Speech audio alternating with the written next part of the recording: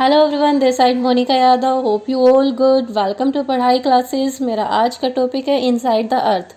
ये वीडियो पूरी देखना ताकि आप लोग समझ पाएँ कि जिस प्लानट पे हम रहते हैं उसके अंदर क्या है।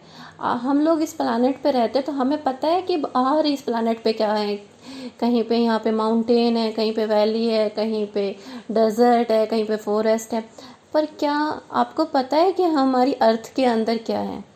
आज इस टॉपिक के द्वारा हम यही जानने की कोशिश करेंगे कि हमारे अर्थ के अंदर ऐसा क्या है। Man's knowledge of the earth's interior is extremely limited. धरती के अंदर क्या है इस बारे में मनुष्य की नॉलेज सीमित है। This is due to the fact that the man does not have access of direct observation from the surface to the centre of the earth. इसके पीछे एक कारण है कि मनुष्य जो है धरती की सतह पे खड़ा होकर नहीं पता लगा सकता कि हाँ धरती के अंदर क्या है।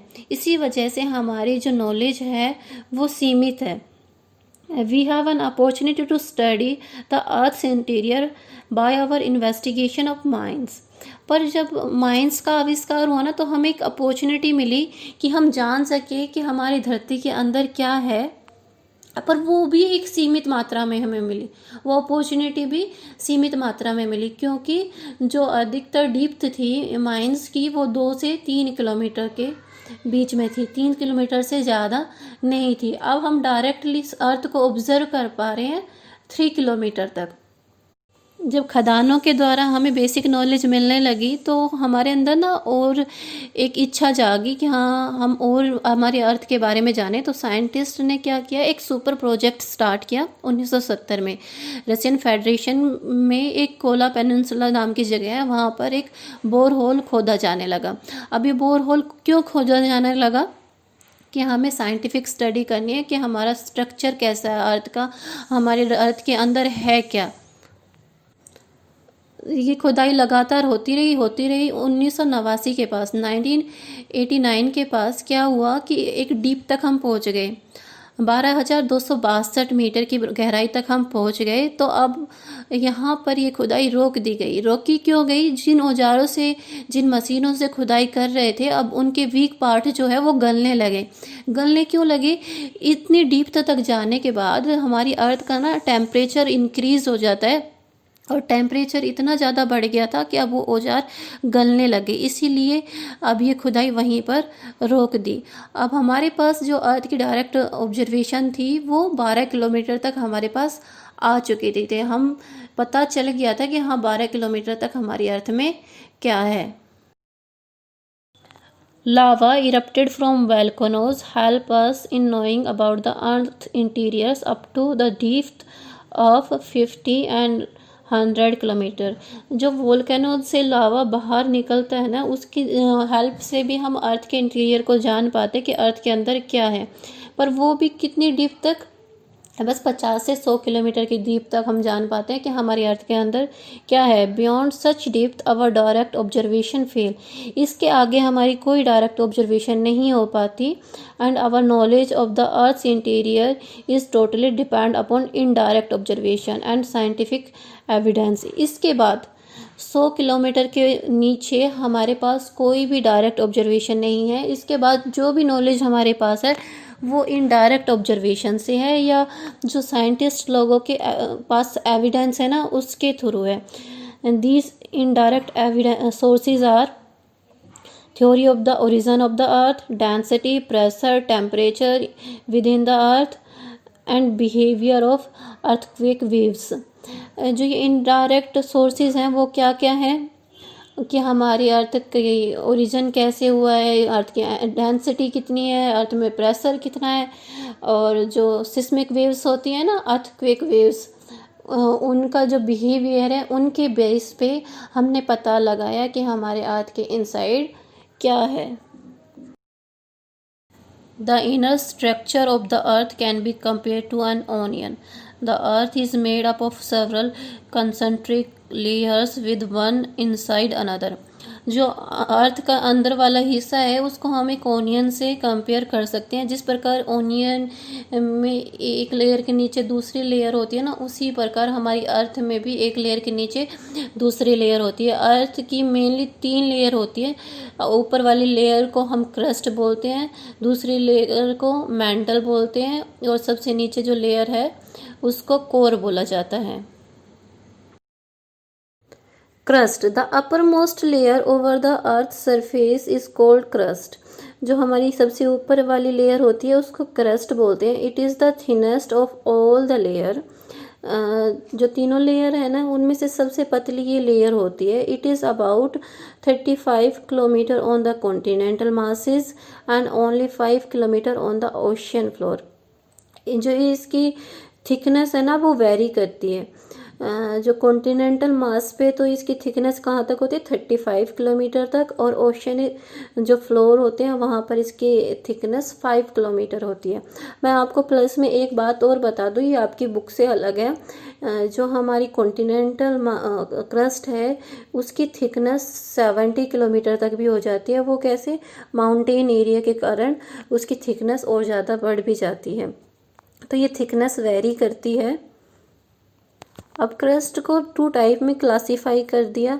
एक है कॉन्टिनेंटल क्रस्ट और दूसरी है ओशनिक क्रस्ट। अभी आप जैसे उस टॉपिक पे जाएंगे तो मैं आपको और अच्छे से बताऊंगी। Continental crust, the main mineral constituent of the continental mass are silica and aluminium. जो हमारी कॉन्टिनेंटल क्रस्ट होती है उसमें ना मेन घटक क्या होते हैं? सिलिका और एल्युमिनियम। सिलिका के Si को लिया जाता है और एल्युमिनियम के Al को लिया जाता है। जब इन दोनों को मिला के एक स्पेलिंग लिखी जाती है तो उसको बोला जाता है सियाल, इसीलिए इसको सियाल भी बोला जाता है। Okay, the oceanic crust mainly consist of silica and magnesium. जो ओशनिक क्रस्ट है ना वो सिलिका और मैग्नीशियम से बनी है, और जब हम सिलिका का Si और मैग्नीशियम का Ma मिला देते हैं तो वो सीमा बनती है, इसीलिए ओशनिक क्रस्ट को सीमा बोला जाता है। Mantle is just beneath the crust. Mantle जो है वो क्रस्ट के ही नीचे है। Which extend up to the depth of 2900 kilometre below the crust. और ये कितनी गहराई तक है? 2900 किलोमीटर की गहराई तक हमारी मेंटल है। It is the middle and thickest layer of the अर्थ। ये जो है एक तो बीच वाली लेयर है और सबसे ज़्यादा मोटी लेयर ये है। It consist of hot, dense and semi solid rocks. इसमें सेमी सॉलिड रॉक्स पाए जाते हैं। देखो आपने देखा होगा कि वोल्केनो इरप्शन होती है तो वोल्केनो इरप्शन के टाइम क्या आता है? मैग्मा आता है। वो मैग्मा हमारा कहाँ पाया जाता है? मेंटल लेयर में हमारा मैग्मा पाया जाता है। हमें ना मेंटल के बारे में वोल्केनो से भी काफ़ी नॉलेज मिलती है कि हाँ मेंटल में हमारा है क्या। The mantle contain most of the mass of the earth. It form 84% of total volume of earth. सबसे ज़्यादा मास कौन सा कवर करती है? हमारी मेंटल कवर करती है। और जो पूरी अर्थ की 84 वॉल्यूम है ना वो हमारी मेंटल में है। अगर हम क्रस्ट की बात करें तो पूरी अर्थ का 1% क्रस्ट कवर करता है और 84 वॉल्यूम हमारी मेंटल कवर करती है, इसीलिए इसको थिकेस्ट लेयर बोला जाता है। Core, the innermost layer of the earth with a radius about 3500 kilometre is known as core. Core क्या है? हमारी अर्थ का सबसे अंदर वाला हिस्सा है जिसकी रेडियस कितनी है? 3500 किलोमीटर उसकी रेडियस है। It is mainly made of nickel and iron. ये किसके मिल के बना हुआ है? निकेल और आयरन से।